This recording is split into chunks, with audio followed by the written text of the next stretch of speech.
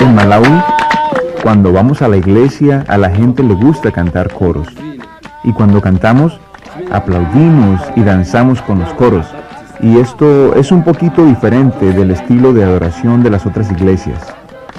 Cantamos a ritmo de tambores e incluso algunas veces cantamos himnos a ritmo de tambores.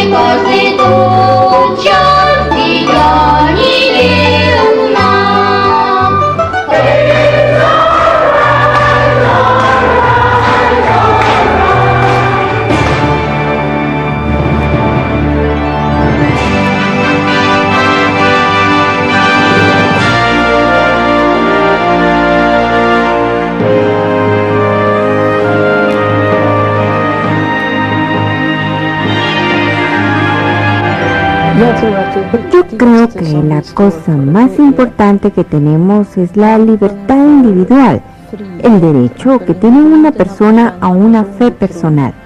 Es este el compromiso a la primacía de la Biblia, de las Escrituras para el entendimiento e interpretación de la fe cristiana. Una de las cosas que más he apreciado de mi denominación es que siente que la obra de Dios es de todo el mundo y que todos tienen el privilegio de servir y de proclamar el mensaje. Para mí, como bautista, soy afortunado de ser un testigo. Tener no solo una creencia y fe que uno mantiene en el corazón, sino una manera de demostrar y jugar un papel en la vida de otros, e influirlos a través de mis actos y palabras. Eso es lo que me hace ser un bautista. Los bautistas y los edificios en donde se reúnen vienen en todos los tamaños, formas y colores. La fe bautista es vivida en el idioma y cultura de cada país y grupo de personas. A pesar de la diversidad de estilos de adoración, hay ciertas creencias que unen a los bautistas alrededor del mundo. Sin embargo, la libertad de conciencia, llamada también libre albedrío, admite un lugar para la diversidad que es un distintivo muy especial de los bautistas. Negar al alma el total ejercicio de este privilegio es como privar a lo individual de su inherente y más sagrado derecho y violar su dignidad como ser humano. Esa declaración de libertad religiosa fue adoptada unánimemente por el Congreso Mundial Bautista el 27 de julio de 1939. La Alianza Bautista Mundial fue fundada en Londres en 1905 y, por primera vez, dio a la familia bautista una estructura mundial. Cada 5 años, bautistas de todo el mundo se reúnen para gozar de inspiración y apoyo, para mancomunar recursos, alcanzar metas de largo alcance y hablar más efectivamente al mundo sobre temas de interés mundial, especialmente de libertad religiosa. Jesucristo es la cabeza de la iglesia. Él está presente en la iglesia y por consiguiente la reunión se hace en su nombre, guiada por su espíritu para discernir su voluntad, no por una organización humanamente hablando. Esto es un entendimiento vital e importante de lo que es la iglesia. Las iglesias bautistas locales son autónomas e independientes. Los bautistas creen en la autoridad suprema de las Escrituras. Predicamos la palabra y enseñamos la palabra. Esa es la razón del crecimiento de nuestra denominación. Los bautistas tienen en un lugar muy importante la predicación de la palabra. Yo creo que otra cosa es la primacía de la predicación de la palabra de Dios, en una forma que la gente pueda entenderla y pueda apreciar en cuanto a la demanda de Jesucristo sobre sus propias vidas y tener la oportunidad de responderle. Los bautistas son gente de Dios quienes toman muy en serio la comisión de Cristo de ir por todo el mundo predicando el Evangelio. Dentro de las creencias de la unidad bautista hay tensiones y contrastes que hacen la fe bautista única y con una sana diversidad. Aunque los bautistas quieren pastores entrenados, aún creen que cada bautista es un ministro. Como estaba diciendo, a cada bautista individualmente, después de que él o ella es bautizado, imponemos manos en ellos y les damos autoridad de ser testigos. Por consiguiente, un bautista es un evangelista. Esto nos distingue de otros. Los bautistas tienen gran consagración a predicar y evangelizar, mientras ven la importancia de cuidar de la gente en sus necesidades físicas.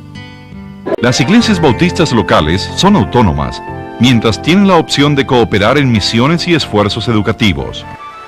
Actualmente hay bautistas en casi todos los países del mundo, pero la historia del principio de los bautistas es compleja. Hay muchos que creen que las semillas que produjeron las iglesias bautistas en el siglo XVI se sembraron en la revolución religiosa conocida como la Reforma. Cuando los reformadores como Martín Lutero desafiaron la autoridad del Papa y las iglesias protestantes fueron establecidas. Pero las enseñanzas de los reformadores no resolvieron los problemas de los que creían en la libertad de conciencia. Sentían que la iglesia no podía dictar su relación personal con Dios.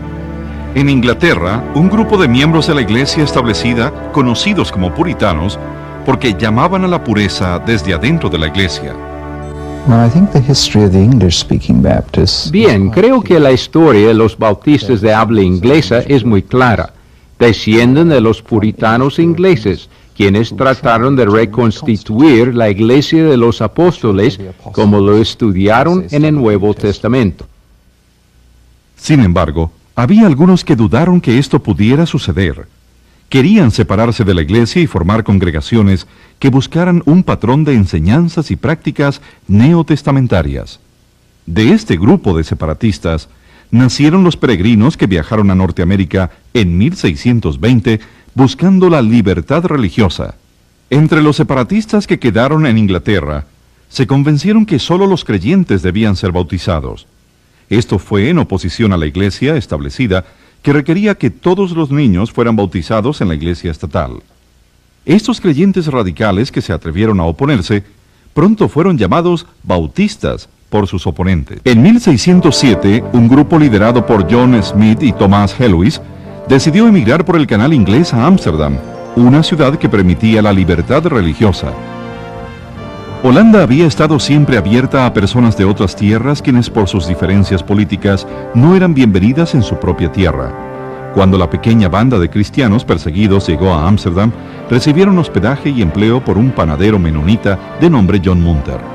Los menonitas fijaron su origen en la herencia del reformador suizo Ulrico Zwinglio y los disidentes en Suiza conocidos como anabautistas. Fue con los anabautistas donde nació la idea de congregaciones de primeros creyentes, ganando aceptación en Europa y en el mundo cristiano.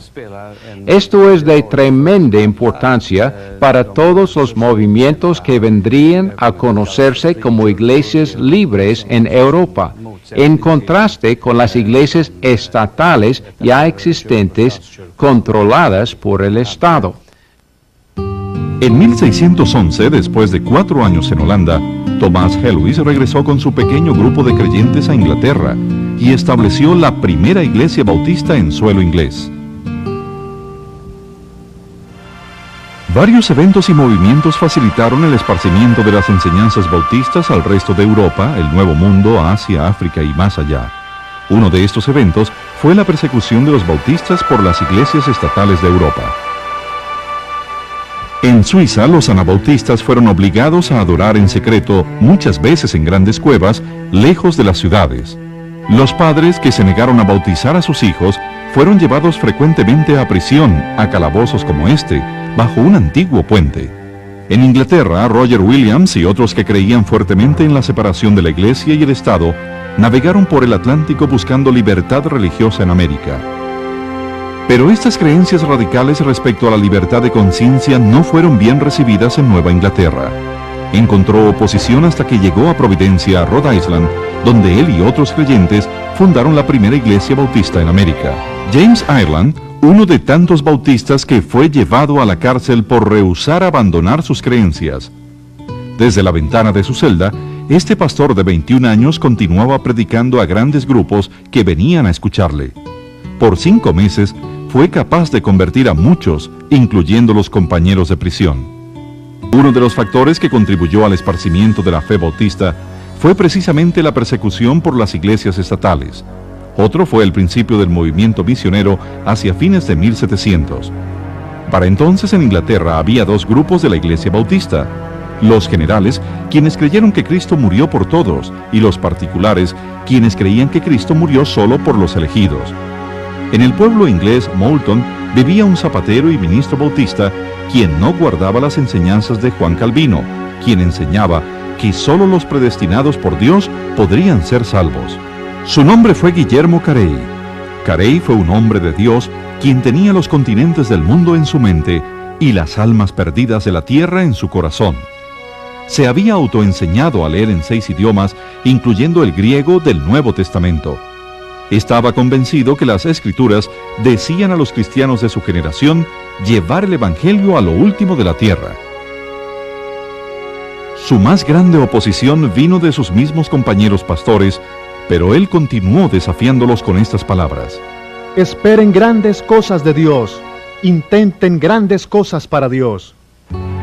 A 18 kilómetros de la aldea donde vivía Carey quedaba el pueblo de Kettering, donde el predicador bautista Andrés Fuller mantenía la misma convicción misionera.